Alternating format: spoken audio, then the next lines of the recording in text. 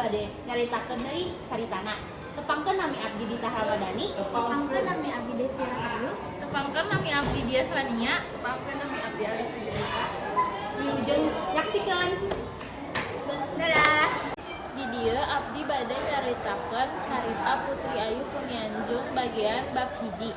Bab hiji nyaritakeun ngeunaan zaman baheula di hiji bangsa ukur catur sabenerna damai aya hiji ngaranna Prabu Raja Diraja.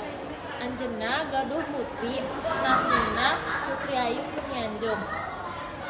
Anjeunna kasohor kaendahan anu teu aya bandinganana. Seueur raja Pangeran sareng putra mahkota anu sumping hoyong ngalamar Putri Ayu Punianjung. Anjeunna bingung sarta mikir rieun ieu bisa jadi sumber sengketa antara nagara sebab geus ditolak lamaranna. Akhirna Putri Ayu Punianjung nyieun kasapukan nyaeta siksaha wae anu bisa mawa pejit jeung utek reungit tongol sapaso lamaranna bakal ditarima.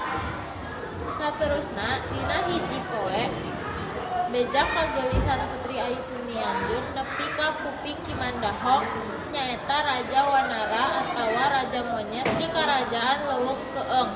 Kimandahong akhirna nekat trek ngalamar Putri Ayu Punianjung lantaran ngarasa bisa ngabulkeun kahayanganna Putri Ayu Punianjung. Samemeh itin tembungan Putri Ayu Punianjung manehna paamprok jeung Ki Aduh nu jadi panasehat kerajaan di Leuweung Keeung jeung jadi amanat Kimandahong.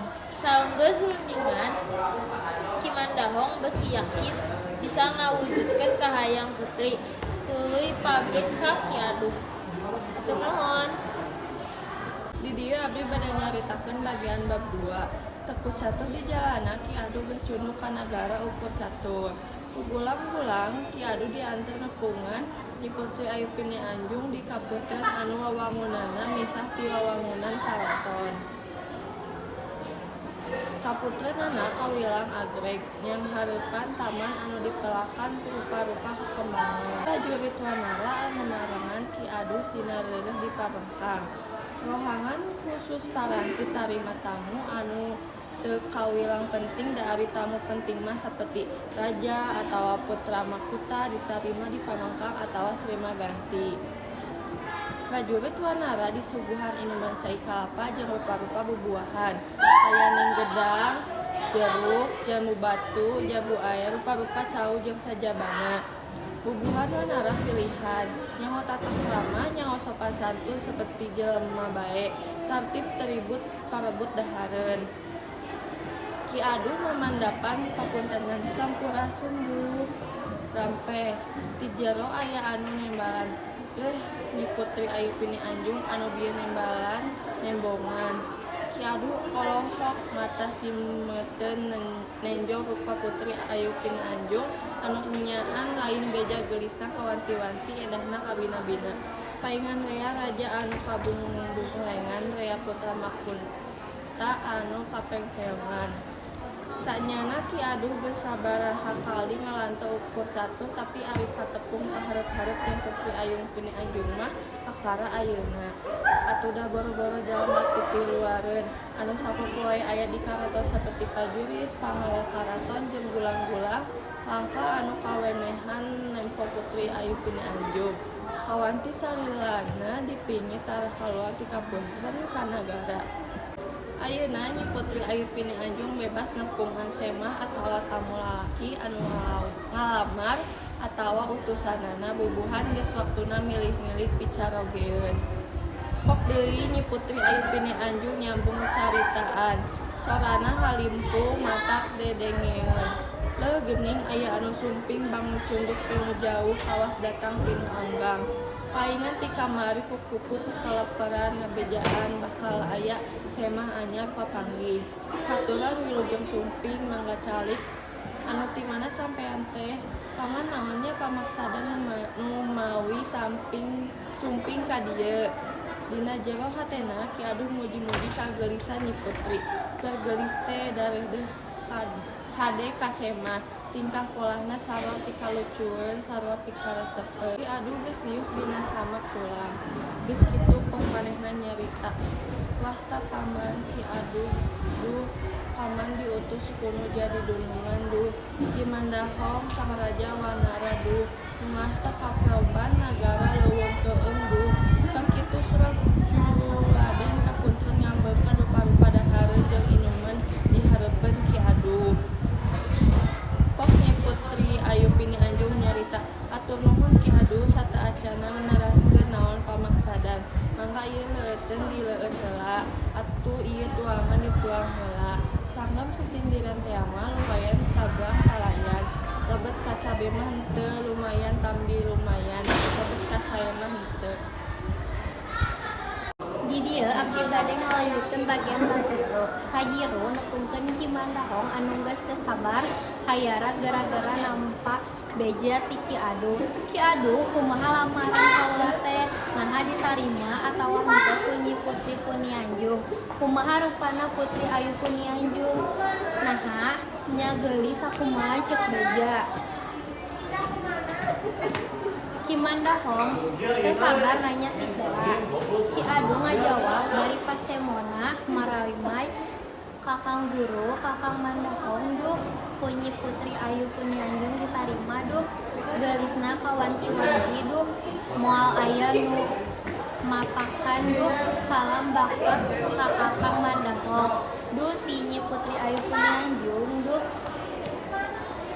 bagja tamen Kakang Mandahong duh lamaran Kakang Mandahong duh lain beja lain carita duh Putri Ayu Punianjung duh endahna kabinamina duh bunga amarwarta suta bungana kagiri-giri kitu meureun ceuk kacampangan dalam mah bungana hate Ki Mandahong barang ngadenge caritaan Ki Adu kacipta moal lila deui manehna bakal nyandingkeun putri anu naja can fungsi. Nyebutkeun aya halangan teu meunang nyebutkeun aya pagawean anu kudu direngsekeun. Ti gunung-gunung anu jarauh, ti leuweung-leuweung anu aranggang, ti pasir-pasir, ti sulapna, ti siklukna sakur anu ngarasa jadi rahayat. Kaula kudu ngumpul di alun-alun. Bejakeun kaulah rek ngagambarkeun jeung ngabewarakeun perkara lamaran kaulah ka Nyi Putri Ayu Punianjung sarta pamenta Nyi Putri Ayu Punianjung anu kudu dicumponan lain bae ku kaula pribadi tapi ku sakumna rahayat nagara leuweung keung. Jig ayeuna andika geura indir ka tempat panyimpenan bende kabuyutan tabe di tengah alun-alun.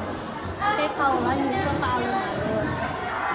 Ki Adu gasik nyangga pancen manggul dawuhan ratu ngemban timbalan raja. Teh sirikna lumpat ti papretot muru tempat panyimpenan mende kabuyutan anu disimpen di jero wewangunan. Panyimpenan barang-barang pusaka karajaan negara leuweung keung. Eta wewangunan nu beurang penting dijaga ku prajurit monyet teh ayeuna di juru alun-alun anu meunang asup ka jero wewangunan panyimpenan. Barang-barang pusaka ngan Ki Mandahong, Ki Adu jeung Ki Juru Simpen nyaeta monyet anu umurna geus kawilang kolot. Ki Adu ngajingjing bende kabuyutan sruk ka tengah alun-alun nagara leuweung keung. Bende kabuyutan laju ti tabe sorana harus dikeungan ngadenge eces kasabudeureun alun-alun. Kasambudeureun dayeuh kasambudeureun nagara leuweung keung kaluhan bende kabuyutan sumebar sumbar raba ka leuweung keung anu aranggang ka gunung-gunung anu jarauh ka pasir-pasir ka jurang-jurang anu mengkawi ka sulaksana ngagudangkeun anu keur sare ngagorejatkeun anu keur nundutan syuring hak reuwas kaget ngadenge suara bende kabuyutan anu tara ditabe sembarang mangsa moal salah deui lamun lain aya kajadian darurat seperti negara dirubruk musuh aya kahuruan gede Eta sora bende kabuyutan teh kanganan sakumaha rahayat. Kimandahong gura-giru kaluar ti karaton. Pugu bae kaget bari bunga taya papandana nempo parahu emas anu sakitu endahna. Geus nyampak dihareupeun karaton. Gugurilapan hatojo ku cahyo panon poe isuk-isuk.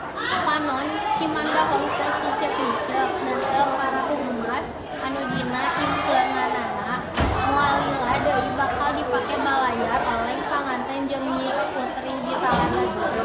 Hiji talaga anu merenahna teu pati jauh ti karaton nagara Uko Catur. Rahayat nagara teuweung-teueung taya nu bungah taya nu rek ninggalkeun maneh kabe rek maliru seserahan nganterkeun mas kawin anu meunang hese cape maranehna nyaho. Ngumpulkeun pejit renyit jeung utek tongo. Prajurit wanara anu kapapancenan nyieun parahu emas mah aya tambahna ku Kimandahong. Kabehanana diundak pangkatna saundak.